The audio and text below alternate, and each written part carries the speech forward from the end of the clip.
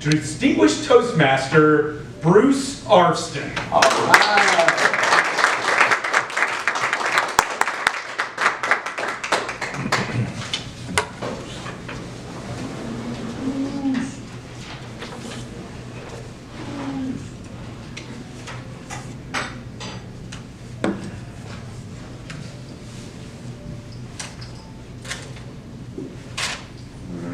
Thank you, Mr. Toastmaster, fellow Toastmasters, honored guests. Thank you all for being here today, even though you saw that you were going to have to listen to me do an excruciatingly long speech. But I've waited for a little while to get to this time where we have this opportunity to do these longer speeches. They're a little more challenging. One of the many things I love about being in Toastmasters is that when we come here, we're in a room with people that have a common goal, a common interest. And that interest is improving our public speaking skills. And we're all in different places along our path. Some of us are just beginning the journey or haven't even started it yet. Some of us have miles and miles behind us and a big library of speeches that we've delivered.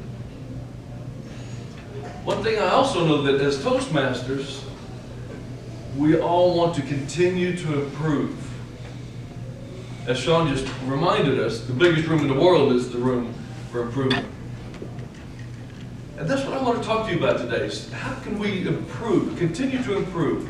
We might not do a complete turnaround of our speaking skills in one day or 1 week, 1 month, or 1 year even. But can you continue to tweak your skills to get just a little bit better every time you get up in front of an audience? And you absolutely can. And just look for ways to do that. So this year I had an opportunity, I had a client engagement with a company over in Irving. And I've been working with them for the last 6 months. They wanted to do presentation skills training for a number of their employees, about 40 to 50 employees that they wanted to go through this training. So we broke it up into small groups. We ended up with 8 small groups, about 45 to 50 people is I think was what we ended up with. And we did 3.5 hour sessions. So they all had about 10 hours each with me, each group. So I had 80 hours with these folks, and another 10 to 15 hours of one-on-one coaching with some of them that chose to go through that as well. And it was really great. We had some good experiences, and each person had to, at the end of it, do a presentation that we videoed, and they got to see that uploaded. Really good experience. So I wanted to bring some of that content that I've shared with them this year and bring it to you all. And hopefully that it'll give you something that you can work on to tweak your speech. Let's get started. The 3 things I want to talk to you about today, I have 3 things I want to cover. I want to first talk about the structure of your speech. So how are we putting our speech together? Then the second thing I want to talk about, you probably heard about plenty of times, the 3 V's of communication. You're probably familiar with that one. The last one I want to talk to you about is one you may not have heard about. And it is called chunk and pause. Chunk and pause. When we think about structuring our speech, how do we do that? There's not one right way to do that. There's a lot of different strategies that people have, and I presented one to the groups this year that I found really helpful, and it helps me in preparing mine. Because what happens with a lot of us when we're doing our speeches and we're doing our preparation, so we choose our topic, and then I say, all right, so I'm going to tell the group everything I know about this topic. And we have 5 to 7 minutes, and we usually have about 8 to 10 minutes worth of content that we're trying to squeeze in there.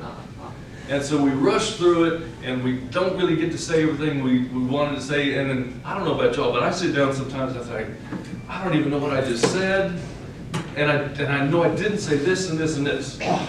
So what this structure does, it helps me to focus my topic. to really make it where I narrow the topic down, keep narrowing it down. Instead of trying to go broad, I want to go deeper. So the way I start with the process of this is I want to find out first, I want to develop a North Star message.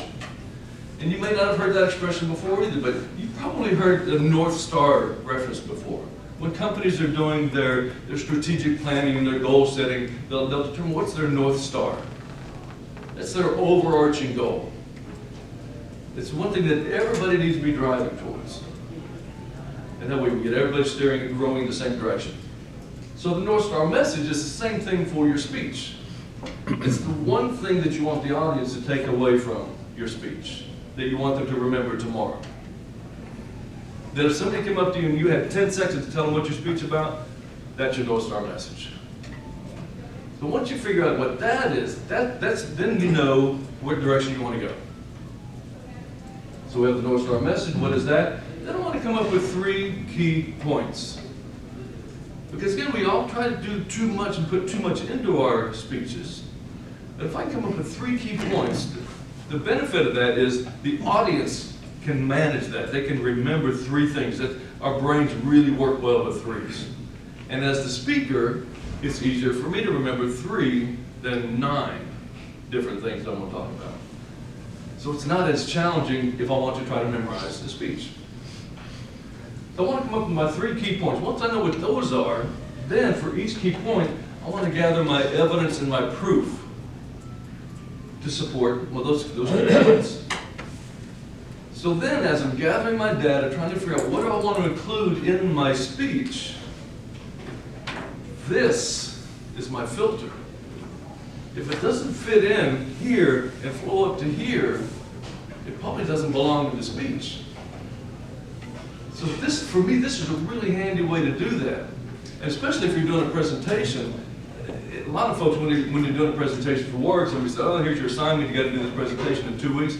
First thing we do, we get out our laptop and we start opening up PowerPoint. And we start throwing together slides with all this content that we gather up. And then we're trying to figure out, well, how in the world now do I have to sort this out? What's going to be there? You got this kind of a mess. That should be the last thing you do before you start rehearsing your presentation. This is what comes first, and then you start to build your slides based on this filter that's in place. So that's the structure of our speech. So for me, that's a really efficient way to do my preparation. I hope that helps you all. So the next area we want to talk about, and are y'all familiar with the 3 V's of communication? Have y'all heard about that before? Most of y'all might have. So the 3 V's of communication: verbal, vocal, and visual.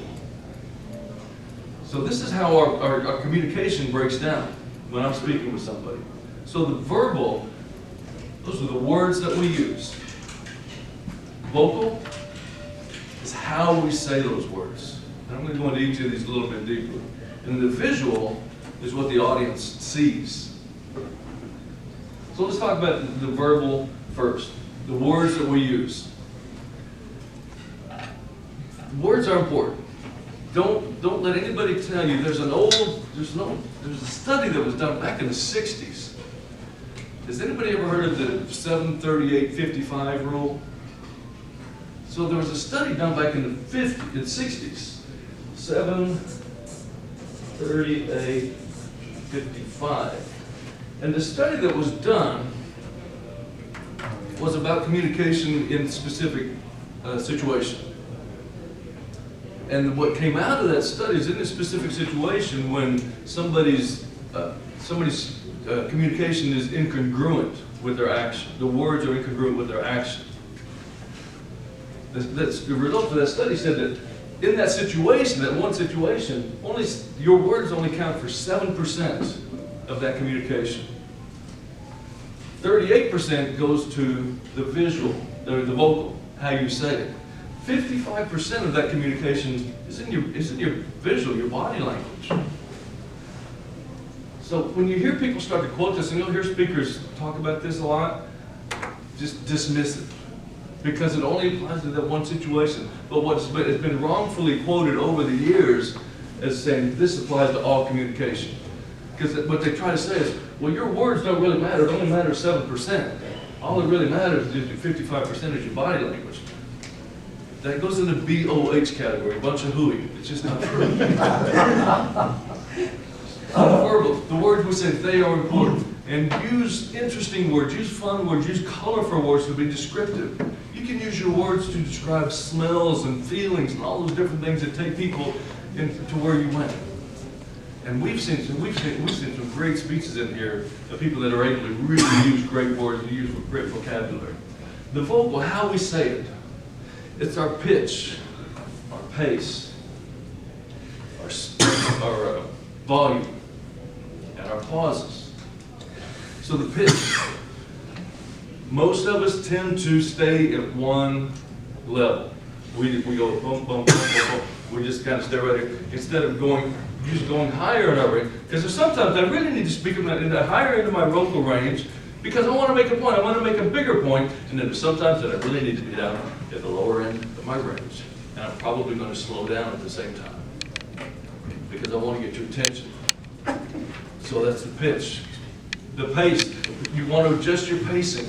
Sometimes you want to speak faster, but you don't want to always speak full speed, which some of us do because we just want to get through.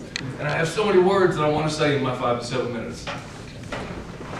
Adjust your speed, adjust your cadence as you're going through. Because you're trying to give variety. This is vocal variety. Keeps the audience more engaged. If it's just the same pitch, same pace the whole way through, the audience, they kind of get numb. They get numb to it, and it becomes